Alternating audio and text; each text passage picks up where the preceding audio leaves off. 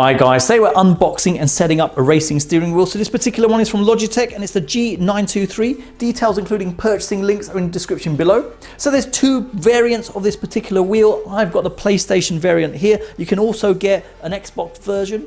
Now both versions actually work with a PC as well. And this is the successor to the G29 and the G920. So let's jump right in and have a brief look around the packaging. It comes in quite a large box. If you look over here, True Force featuring True Force HD force feedback for PS4 down here. Coming over at this side, just highlighting next gen force feedback with True Force. Accuracy is doubled compared to previous generation force feedback technologies. G923 is capable of replicating frequencies up to 1000 Hertz with a huge leap in racing realism and precision. And over here, real-time racing, True Force integrates directly with the game's physics and audio to unlock high-definition real-time force feedback, tire grip, suspension, weight, horsepower, even unique engine sounds are immediately and accurately felt through the wheel. Looking at the back, a picture of the pedals and the wheel. They look identical to the previous version, and again highlighting the True Force on there. And a couple of other things at the bottom, so dual clutch launch control. Then you've got race proven spec and complete control over here. Coming around this side has a picture of the wheels and detailing all the bits and pieces on there. So let's open it up and see what you get in the packaging. Okay, so I've taken everything out of the packaging. So let me quickly go through the items one by one. You get a Logitech G sticker. You get a card thanking you for your purchase. You get a document with important safety, compliance and warranty information. You get a booklet regarding the Place seat from Logitech. And these are sim seats. To give you more of a realistic feel when you're gaming with these. You get a sheet of paper with instructions on how to get this connected up. You get a power cable and just to show the connector on there. Build quality of the cable seems fine. You get a power adapter. Power cable connects into this point and the other side is a cable going to a DC connection point, and that DC connection point plugs into the wheel. Next we have the pedals. So in terms of construction, the base itself is strong plastic all the way around. Matte finish on there. And the pedals, they have a metal construction, and coming to the first one, which is the clutch, has a spring-loaded feel on there, and the brake has quite a bit of tension behind that, which is good, and the accelerator has a smooth action on there. Good construction of the pedals. Now coming underneath there, now looking here, you've got some rubber areas, so 2 at the top, 4 here, and then 2 at the bottom. You've got some holes, so 3 over here and 3 over there, and that's for bolting them into a sim frame. And then coming over here, carpet gripper. So if I adjust this, there you go, it pops up. So if you've got it on a carpet, it locks it into position. General build quality feels good. And now coming over and looking at the cable, cable quality feels fine, and in terms of connector, looks like a serial connector on there. And this would plug into the wheel. Now coming onto the wheel, in terms of feel, good solid construction on there. You've got leather around the wheel here, a blue area just over here, sticker in the middle with the Logitech logo on there. Take that off. Buttons on here replicate a PlayStation controller, so you can see there. Coming over towards the back, you can see the paddle shifts and you can hear the sound now. Coming over to the side here, you've got True Force written on there, and then you've got the adjuster for the clamp at the bottom. Now coming underneath, you can see the connection points just underneath it. So the point over here is for the power. You've got the pedals that go here, and then you've got the point for the shifter. So the package itself doesn't come with a shifter, so that's the gear stick, but I've got one, so I'll include that in terms of the setup so you can see it all in action. Now looking over here, you've got cable management points as well, so it's a nice flush finish once you've connected it all up. You've got screw points so you can screw it onto a frame. Now in terms of the clamps here, if I push down, it pops up and you can see for yourself. I can turn it and it opens up. Just to open it up all the way. So the gap you have there is about 3 centimeters. Now, just to note, there's a plastic piece just at the side here, and that can be removed. So let me show how to remove that. So if I bring my screwdriver in here and we pop that up, do the same on the other side. We can just slowly prise it off. Oh, there you go. It's popped off, and that's what that reveals. So you can put it on a thicker table if you wanted to. And now gap-wise, you can go to 5 centimeters on there. And placing the plastic back on there, it's just a matter of holding it in a position and then pushing it in and it clips on. Simple as that. Same is applicable on the other side as well. Other thing to mention is the cable to connect to your PlayStation or PC. Just a USB connection on there. Cable quality is okay on here as well. And you've got an area for cable management. So any excess wire, just wrap it around here just to get it nice and tidy. So let's make a start at setting up the wheel, pedal and shifter on our frame over here. So this is the FGT Lite by Next Level Racing. I'll include a card in the corner. Check that out if you want to see the unboxing of that. But that is a foldable sim frame. So once you've done using it, you can just pack it away quite easily. So it doesn't take up much space. Let's begin with attaching the pedals. So just to mention, you can put it on a flat surface, so it's a wooden floor. It can work fine on that. Obviously there's rubber pads underneath to avoid it slipping. And if you had carpet, obviously you've got the gripper underneath to avoid that moving as well. But we're going to attach it on the frame and use the bolting positions just underneath this. Okay, so I've attached the pedals now. I've bolted them on. I've only had to do 2 on the top and 2 on the bottom. That's more than enough to keep this in place. And I just need to tighten it up next. And there you go, the pedals are now secure.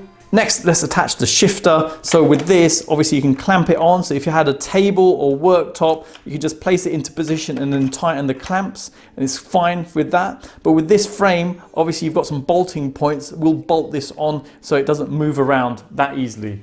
So there you go, shifter is securely in position. Next, let's get the wheel attached to the frame. So we can clamp that on, or we could use the 2 screw positions at the bottom to attach it via that, but clamping should be fine.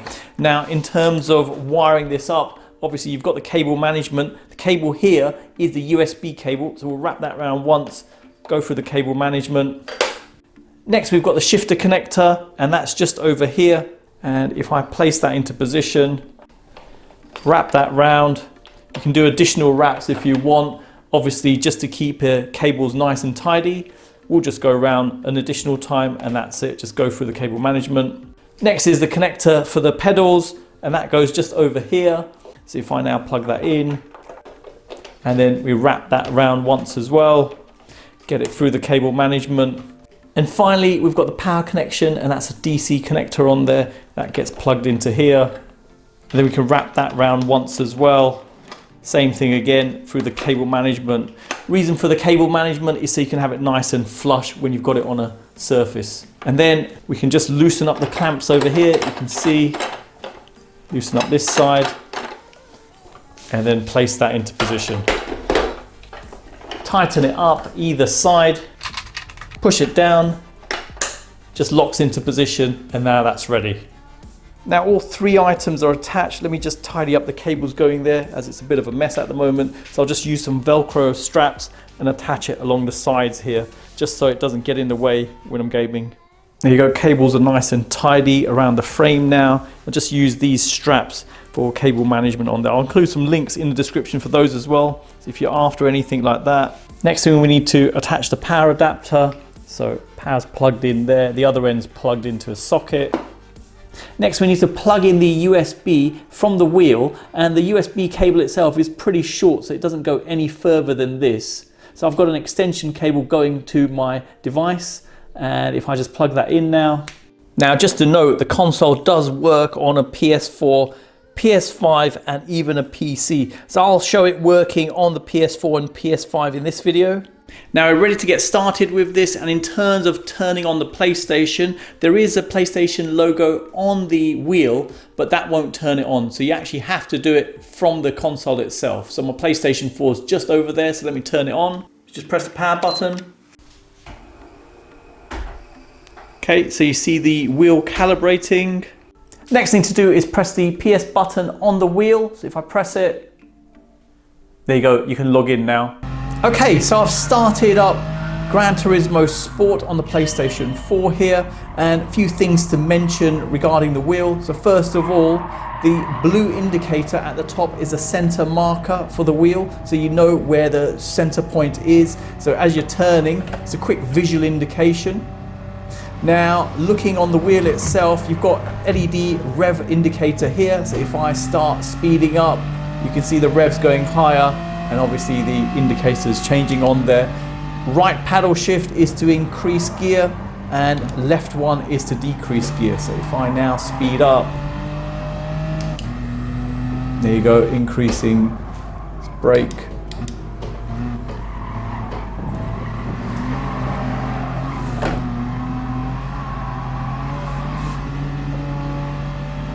Okay, so in terms of performance of the wheel itself, it does feel slightly different from the G29 and the G920 in terms of the feel of it. You get more of a feel of the road, you could say. So you get a bit of a rumble as you're going along the road surface on here. Feel is good, more enhanced than the G29 and G920, so the predecessors for this. And the feel is nice and comfortable. Feel is very similar. Obviously the design is literally the same on this. Only the mechanics behind the main system here have been updated and enhanced on this. Now, in terms of the pedals themselves, now the major change here is the brake pedal. So they've changed the springs behind the brake itself to give more of a realistic feel to it. Some people were complaining previously that the feel on there was too firm. So the spring's been changed, and it does have a more realistic feel behind there when you do brake. In addition to the wheel and the pedals I've mentioned already, you can buy the shifter, which is here, and that hasn't been upgraded. Would have been nice if they'd made some enhancements to that as well. The feel of this is good in general. The only real criticism about it is the fact you don't get a biting point as you're coming off the clutch. Would have been interesting to experience that as part of the whole experience there, but other than that, I think it does give a good feel. So if you wanted a manual shifter on there, I think it will work quite well. Another thing worth highlighting on the wheel is a circle on there. So the circle button is for the handbrake. So if I now press that, there you go, handbrake turn with that. Next, let's test out the wheel with the PlayStation 5. So similar thing here as well. You just plug in the USB into your PlayStation 5 and just turn it on. So I've pressed the button, turned it on. Let's give it a moment now. There you go, wheel again is calibrating. Okay, so I've started up Gran Turismo Sport on the PlayStation 5, and in terms of gaming experience, it's identical. No real difference in there. Obviously, the game itself is for the PS4 and it is backwards compatible, so no surprise there really. In terms of the whole experience, still the same, really good. So impressed with it. And the next thing to note is, like with the PS4, the shifter works as well. So if I now shift down a gear, go up, you can see for yourself. Let's just go up again just so you can see. And there you go. So excellent. So you can flip between the shifter and the paddle shift if you've got that selected. So good. Really impressed with it. It's an excellent wheel here. Definitely worth getting if you're into racing games. Enhances the whole gaming experience. So there you go. I hope it's helped anyone thinking of purchasing this. Details are in the description below, including purchasing links. Hang around for the end cards for some more racing gaming tech. Drop me a like if you've liked this video. Let me know what you thought of the wheel. Would you consider buying it? Or is it a big no-no for you? Let me know your thoughts on it. So thanks for viewing, and see you in the next one.